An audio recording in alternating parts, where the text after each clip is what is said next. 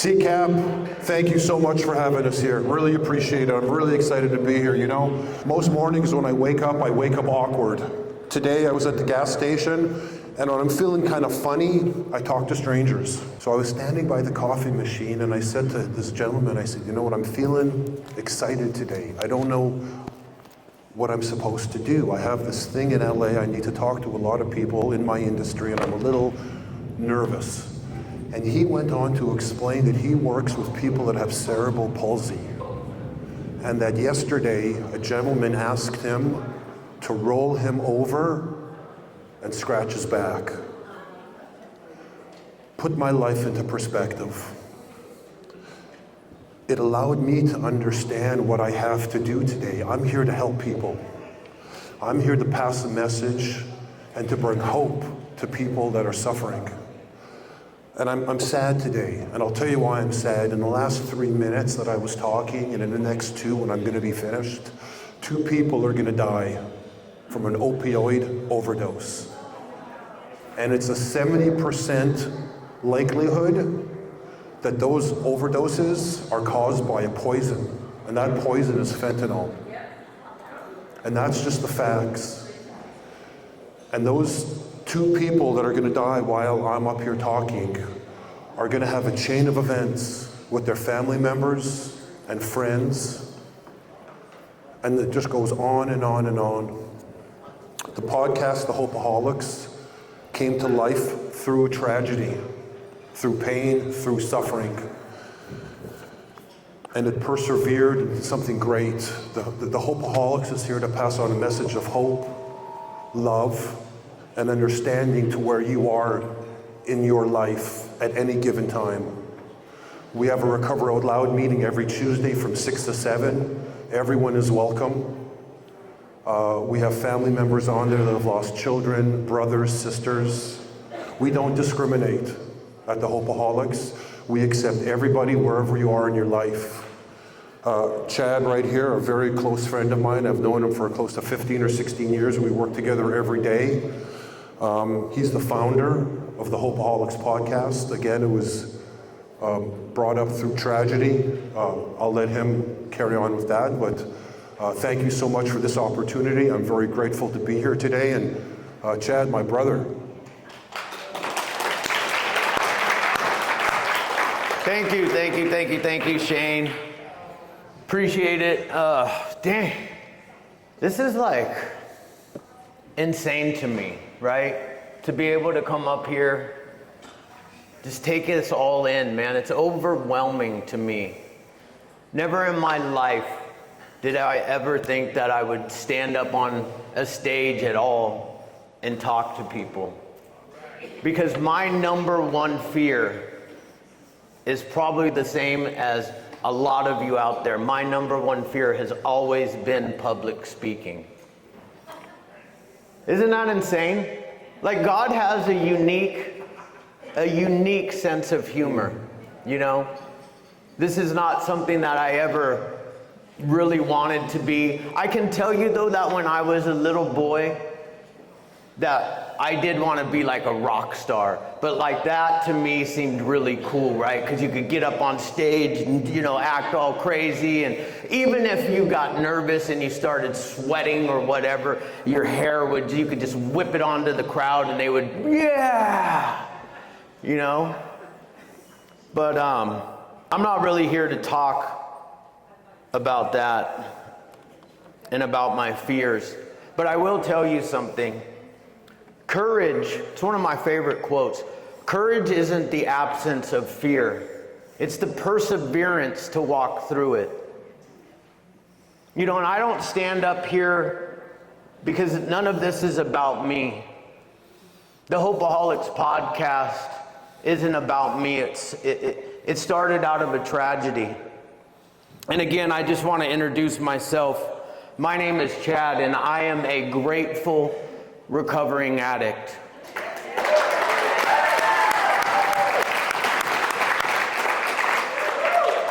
You know, my whole entire family is here today to support me. And I can tell you guys that there was a time when none of them wanted to see me. Not one of them. The only fear that my mom had is that they were going to find me dead. And so she was so afraid that she would send my poor old dad over to the house to check on me. And you guys have to understand that I'm a meth addict. I'm an IV meth user. I got addicted to crystal meth when I was 13 years old. And I'm not going to go into all the details about my story, but the point is that my dad used to come over not knowing if his son was going to be dead or alive. And I can promise you that if I was using today, that story would have been different.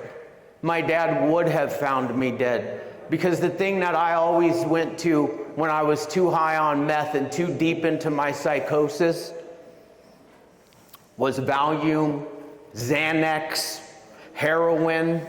Well, that stuff doesn't even exist out on the streets anymore. It's always fentanyl, you know? And my family knows this tragedy all too well. You know, my little girl is here. I want to take a moment. My daughter, Aurora, she's about to be 24 years old. And I don't know about you guys, but I think that there are two very, very, very important keys in life. Two keys to success and happiness. Number one is make God the CEO of your life. Number one, right? And the second most important key is to know your why, your purpose. You know, I found my purpose on December 9th, actually December 14th of 2000, but I want to take you guys back to December 9th, because on December 9th of 2000, I was driving my car down the freeway in Pomona, down the 10 freeway, and I hadn't slept in days, and I was on my way to pick up. I fell asleep behind the wheel, and I clipped the car in front of me, and my car spun off the freeway and rolled end over end down the embankment. Honest to God, I do not think that I should have survived that crash. But God had a different plan for my life.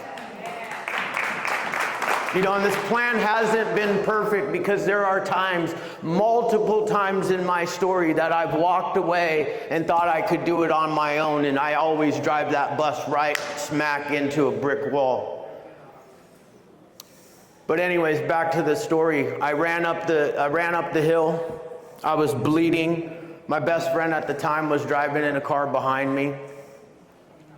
And like any good addict, he got out of the car, run, Chad! When he saw I was okay, he came up to me and took all the paraphernalia out of my pockets and took off to go pick up, leaving me on the side of the freeway for the ambulance.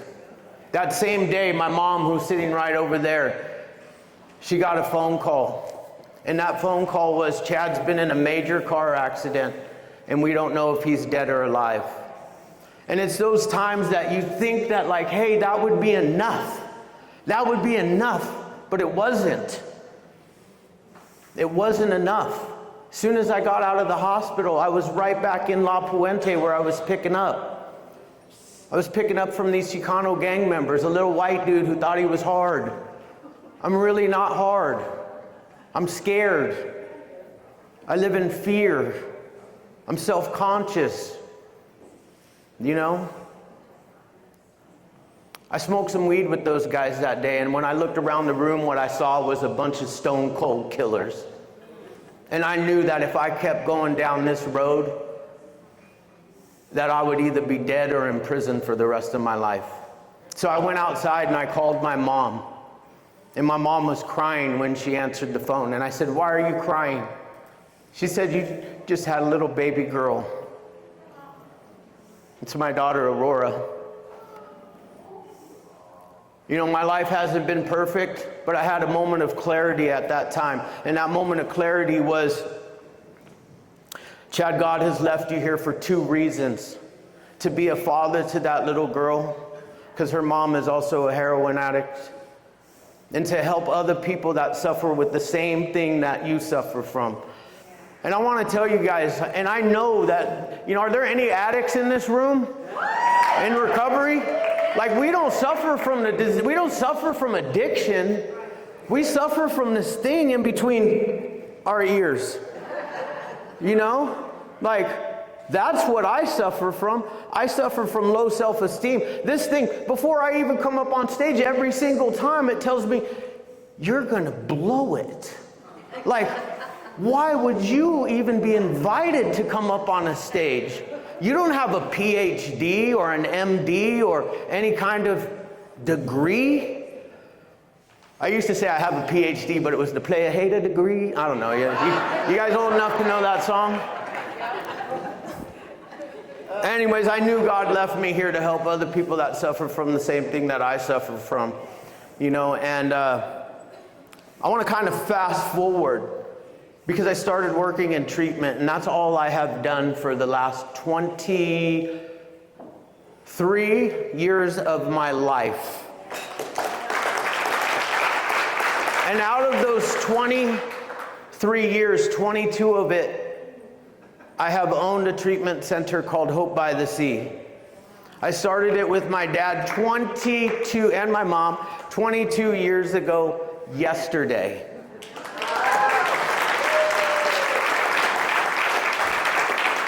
I would like to sit up here and tell you guys that everything's been perfect for me, but like I said earlier, oftentimes I've walked away from God and thought I can do it on my own.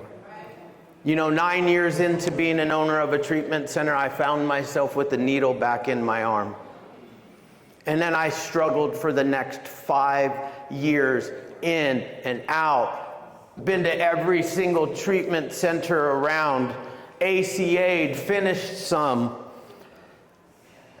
Finally, I had had enough of trying to get better.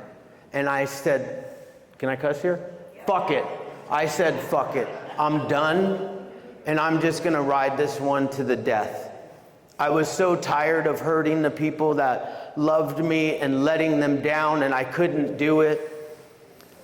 You know, you might even hear a story. There is a funny story about me that I wasn't sure I was gonna tell or not, but you know, my psychosis was refunded in full. In full. I immediately got my CIA credentials back, you know. I was working for the CIA doing deep ops missions, you know, and my shoe came untied, but I'll keep going. I was in a Lamborghini that I had put a flux capacitor on. Have any of you guys been able to put a flux capacitor on your car? I was able to, and I controlled mine with an iPad. So all I would have to do was go onto the little calendar, push in the date, close my eyes, and pull the levers, and boom, I would be in a different time zone. Well, one day, the cops saw me, and I didn't look like I look now. I looked about $120, was probably wearing some Dickies and a wife beater. Not looking too fresh, probably stinking, because I hadn't slept or showered in days. And they decided to pull me over.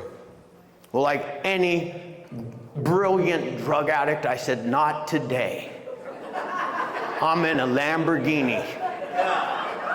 And so I punched it. And I took off, and all I could hear, I was scared. I'm just scared, like I said, the scared white boy, just, yeah, let's go. I knew I had a flux capacitor on my car, and I knew that I worked for the CIA. These are all real stories, man. You know? I feel like some of you can relate. Like some of you guys might have had either CIA credentials or FBI credentials. Back then, everybody was the FBI. Anyways, my flux capacitor wasn't working. The guy was still behind me. Finally, I came down this hill, and I made the turn, and I hit the flux capacitor, and the cop was gone. Gone. I was like, what the hell? I made it.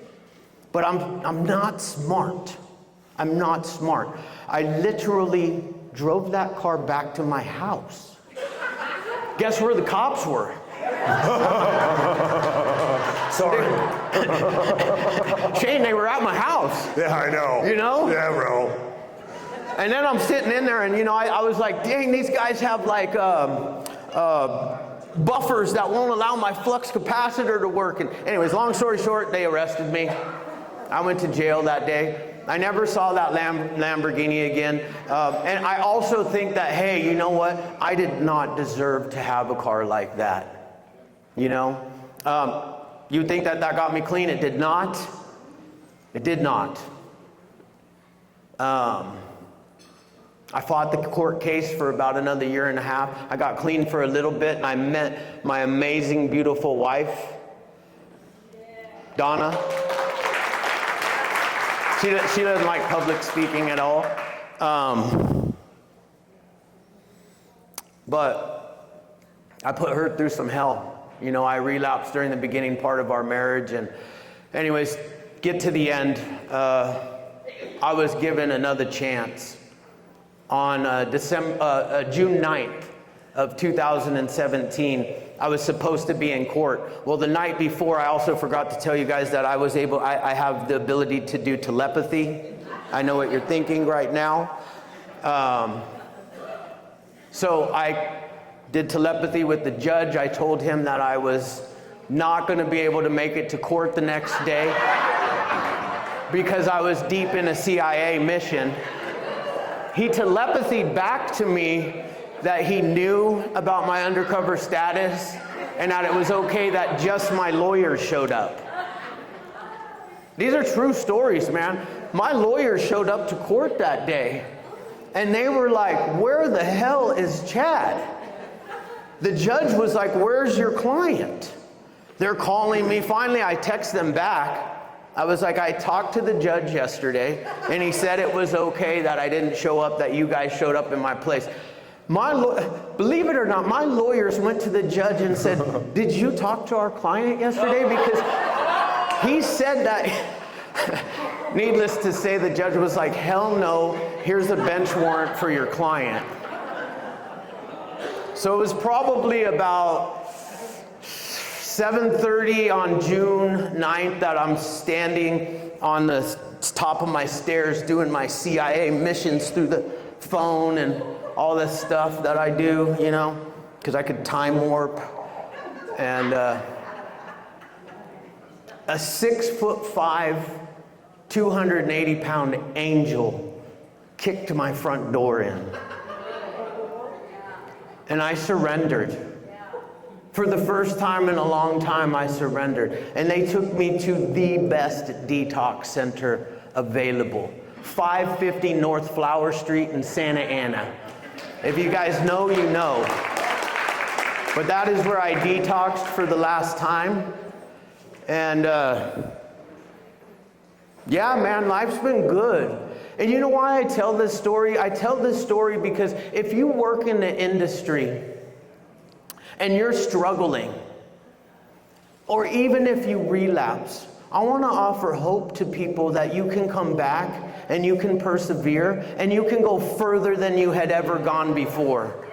And I say this because when this stuff was going on for me, so many people, not in this room, but in this industry, told me that I shouldn't be here anymore, that I shouldn't be working in this industry anymore.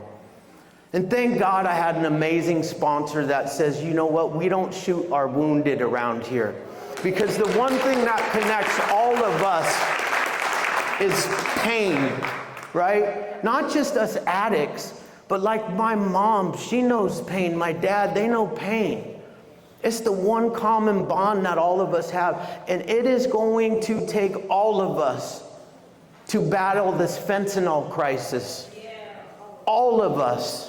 Together, regardless of age, race, sexual identity, creed, religion, or lack of religion, right? And I want to say I stole that from a Narcotics Anonymous. But it's true. We have to put everything aside. 300 people are dying every single day. Can I get a raise of hands of anyone that has personally been affected by the fentanyl crisis? It's pretty much everybody in this room. Can I get a raise of hands of the people that have lost a loved one or a family member to the fentanyl crisis? Holy smokes, that's still half of this room.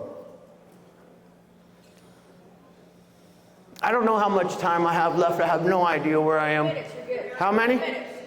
8, okay. 8, the clock didn't start. That's where you got me.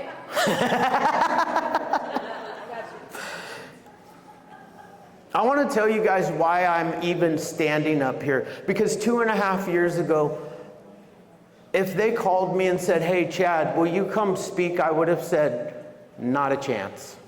Not a chance. But like I said in the beginning, man, God has a unique sense of humor. And on December 9th of 2000, I was sitting doing what I normally do. It was a Sunday. That is the day I crashed my car. 9/11 of 2022. It was a Sunday.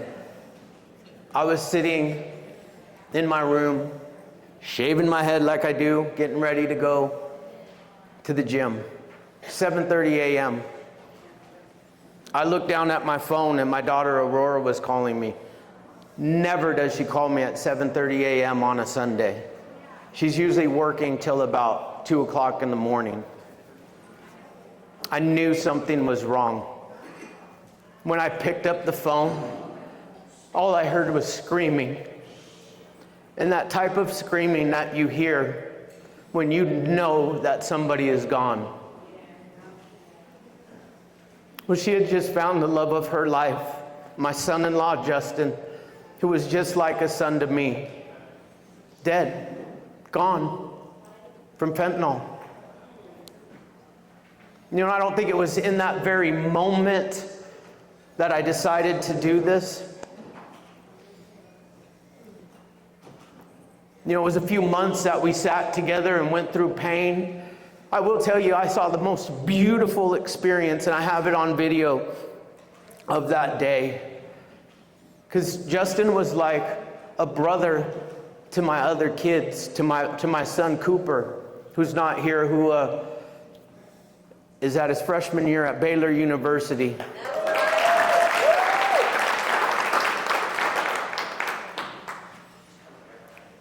But when we came home after I picked up Aurora, and we had to tell my son that Justin was gone, he just grabbed his sister and just hugged her, and they just cried in each other's arms.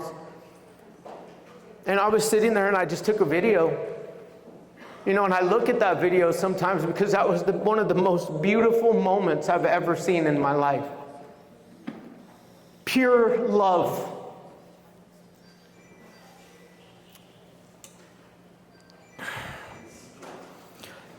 Somewhere down the road, God had a funny sense of humor with me, and he said, Chad, I want you to be the voice for the fentanyl crisis. I want you to offer hope to the family members who are suffering and offer hope to the addicts who are still out there. He said, I want you to build a podcast. And I was like, okay. I didn't think anything of it. I was just like, okay, I'll do it. So I built this podcast, and I was like, who am I going to pick to be my co-host? Because I can't do it on my own. I don't even like talking. So I picked my buddy Shane, and we started the Hopeaholics podcast.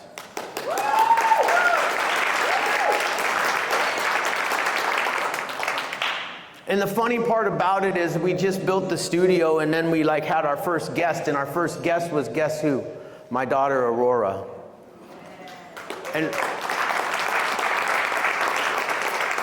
about an hour before the podcast, I realized that I had to do a podcast, and I started to have a panic attack because I'd never done anything like that before. And I started profusely sweating.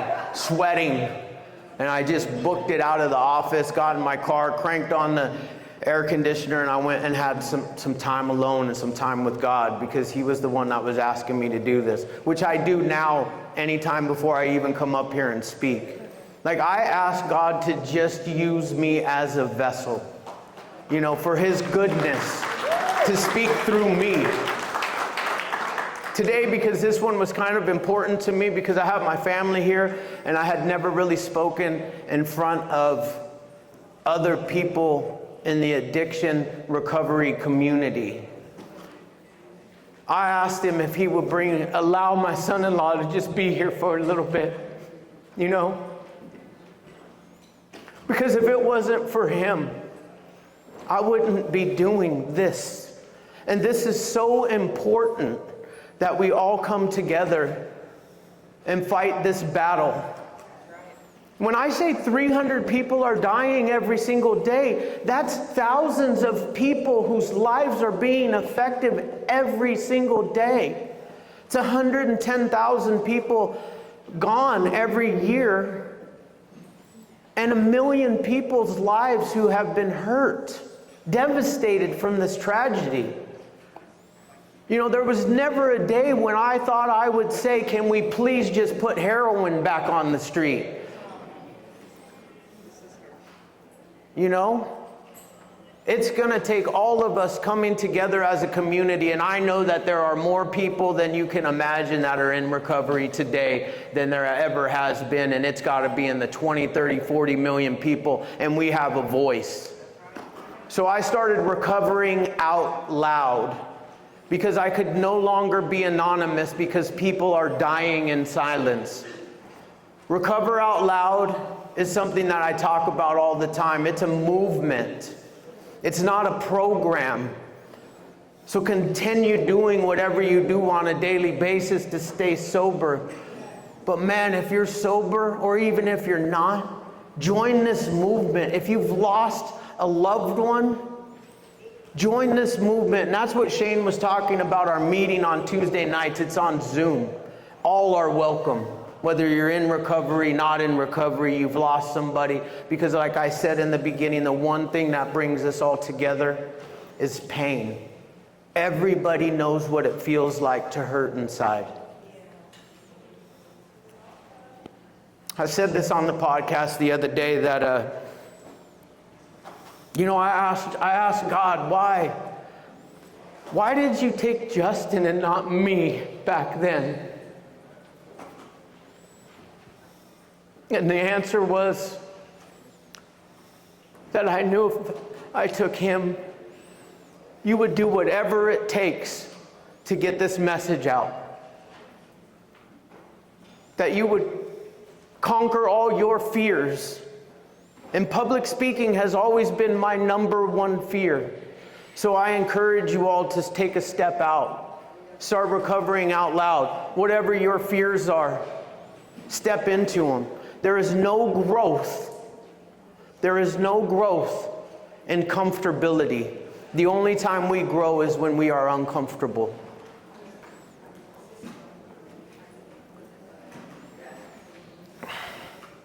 So anyways, I want to thank you guys all for listening to me rant, for allowing God to speak through me to you.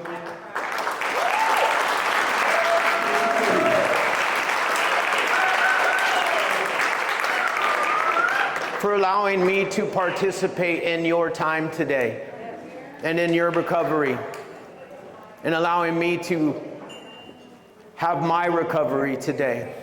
So thank you all, and let's just take a quick moment of silence, and then you could clap for the addicts that are still suffering, for the people who have lost their lives.